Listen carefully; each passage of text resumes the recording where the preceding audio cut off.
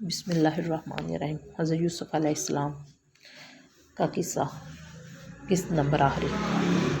حضرت یوسف علیہ السلام کے بھائی والد کو بنیامین کے حالات بتانے کے لیے کچھ عرصہ بعد پھر سے کہسالی سے تنگ آ کر حضرت یوسف علیہ السلام کے پاس گلہ مانگنے گئے اور یہ درخواست بھی کی کہ بنیامین کو ان کے حوالے کر دیا جائے، اور پھر کہنے لگے کہ اے عزیز، ہمارے خاندان کو تنگ دستی کا سامنا ہے، اس لیے غلہ لینے کے عوض میں ہم حقیر سی رقم لائے ہیں جو عام طور پر قبول نہیں کی جاتی، لیکن آپ ہم پر رحم کریں، بے شک آپ رحم کرنے والوں میں سے ہیں، پس ہمیں غلے کا مال پورا دیجیے اور ہم پر خیرات کیجیے۔ حضرت یوسف علیہ السلام کو ان کی اس حالت پر ترس آیا، اور اس وقت انہوں نے اللہ پاک کے حکم سے اپنے بھائیوں کو اپنی پہچان کروا دی اور کہا، کیا تمہیں اندازہ ہے کہ تم اپنی نادانی میں میرے یعنی حضرت یوسف علیہ السلام اور بنیامین کے ساتھ کیا سلوک کیا؟ بھائیوں کی حیرت کی کوئی انتہا نہ رہی۔ وہ سوچنے لگے کہ وہ اتنی بار حضرت یوسف علیہ السلام کی خدمت میں حاضر ہوئے لیکن ان کو پہچانا کیوں نہیں، اور تب وہ کہنے لگے کہ کیا واقعی تو ہی یوسف ہے؟ حضرت یوسف نے فرمایا، ہاں میں وہی یوسف ہوں جس کے ساتھ تم نے کیا کیا بدسلوکی نہ کی، لیکن اللہ نے مجھ پر اور میرے بھائی بنیامین پر رحم فرمایا اور ہمیں رہنے کے لیے اچھا ٹھکانہ مہیا کیا۔ یہ اللہ پاک کا ہم پر کرم ہے کہ ہمارے والد کو ہم سے شدید محبت ہے۔ ہم نے تمہاری ہر بدسلوکی پر صبر کیا اور اللہ پرہیزگاروں اور صبر کرنے والوں کا اجر ضائع نہیں کرتا۔ بھائی کہنے لگے، اللہ پاک نے آپ کو ہم پر برتری دی ہے اور آپ کو وہ کچھ عطا کیا جو ہمیں نہیں کیا، اور یہ بھی سچ ہے کہ ہم خطا کار ہیں، ہم اپنی کوتاہی کا اعتراف کرتے ہیں۔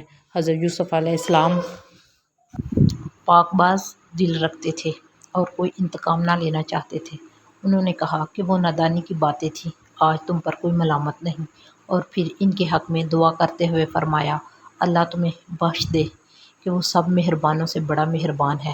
پھر انہوں نے اپنی قمیض انہیں دیتے ہوئے فرمایا، اسے لے جا کر والد صاحب کی آنکھوں پر رکھیں، ان کی بصارت جو ختم ہو چکی ہے وہ اللہ کے حکم سے دوبارہ مل جائے گی۔ یہ آپ کا ایک عظیم معجزہ ہے جو آپ کی نبوت کی دلیل ہے۔ پھر آپ نے فرمایا کہ تمام اہل و عیال مصر چلے آئیں اور آرام و سکون کی زندگی بسر کریں۔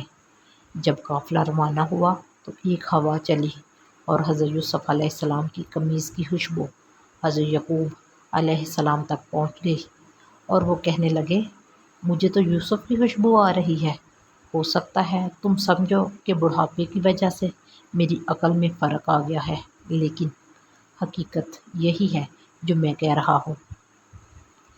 انہیں یہ خوشبو 3 دن کے فاصلے پر محسوس ہو گئی تھی۔ ارشاد باری تعالیٰ ہے۔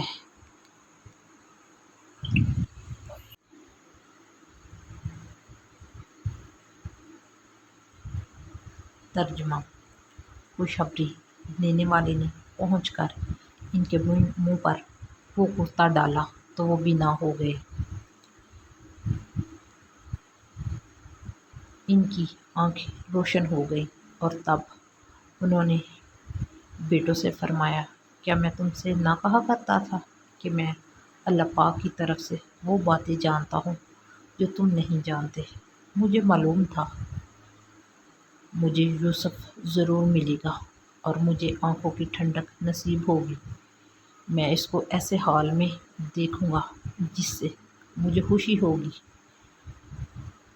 بیٹے کہنے لگے، ابا جان، ہمارے لیے اللہ پاک سے بخشش مانگیے، کیونکہ ان سے جو غلطی ہوئی اس سے پہلے ان کا ارادہ تھا کہ وہ بعد میں توبہ کر لیں گے، اس لیے اللہ پاک نے انہیں توبہ کی توفیق بھی بخشی۔ والد نے ان کی درخواست قبول کرتے ہوئے فرمایا، سوف استغفر لکم ربی انہ هو الغفور الرحیم۔ ترجمہ: اچھا، میں جلد ہی تمہارے لیے اپنے پروردگار سے بخشش مانگوں گا، وہ بڑا بخشنے والا اور نہایت مہربانی کرنے والا ہے۔ یوں ایک طویل مدت کے بعد جب سارا گھرانہ حضرت یوسف علیہ السلام کے پاس پہنچا تو انہوں نے اپنے ماں باپ کو اپنے پاس جگہ دی اور اونچے تخت پر بٹھایا، اور پھر آپ کے والد والدہ اور بھائیوں نے آپ کو سجدہ کیا، جس سے آپ کی تعظیم و تکریم مقصود تھی۔ ان کی شریعت میں یہ سجدہ جائز تھا اور تمام شریعتوں میں اس پر عمل ہوتا رہا، حتیٰ کہ شریعت محمدیہ میں اس کو حرام کر دیا گیا۔ حضرت یوسف علیہ السلام نے اپنے والد سے کہا کہ یہ میرے اسی خواب کی تعبیر ہے جسے آپ نے مجھے پوشیدہ رکھنے کے لیے کہا تھا، اور آج میرے رب نے اسے سچا کر دکھایا۔ اس نے مجھ پر احسان کیا کہ جیل کی قید سے نکال کر تخت و تاج پر لا بٹھایا۔ بے شک اس کی تخلیق، تشریح اور تقدیر سب حکمت پر مبنی ہے۔ حضرت یعقوب علیہ السلام نے اپنے بیٹے کو اخلاص کی نصیحت کی، جس سے مراد دین اسلام ہے۔ جیسے انبیاء کرام علیہ السلام اللہ کی طرف سے لے کر مبعوث ہوئے۔ جب حضرت یعقوب علیہ السلام فوت ہوئے تو حضرت یوسف علیہ السلام نے شاہ مصر سے اجازت طلب کی کہ اپنے والد کی میت کو لے جا کر خاندان کے دوسرے افراد کے ساتھ دفن کریں، اور پھر جبرون پہنچ کر انہیں اس غار میں دفن کیا جو حضرت ابراہیم علیہ السلام نے خریدا تھا۔ بھائیوں کو بھی والد کی وفات کا بہت دکھ تھا۔ آپ نے ان کی عزت افزائی کی اور انہیں اعزاز و اکرام سے اپنے ساتھ لائے، اور وہ مصر میں ہی مقیم رہے۔ جب حضرت یوسف علیہ السلام کی وفات کا وقت آیا تو آپ نے نصیحت کی کہ جب وہ لوگ مصر سے نکلیں تو ان کی میت کو ساتھ لے جا کر آبائے کرام کے ساتھ دفن کریں۔ چنانچہ انہوں نے آپ کی میت کو حنوط کر کے تابوت میں رکھ دیا گیا، اور بعد میں انہیں اپنے آباء و اجداد کے ساتھ دفن کیا گیا۔ بحوالہ قصص الانبیاء۔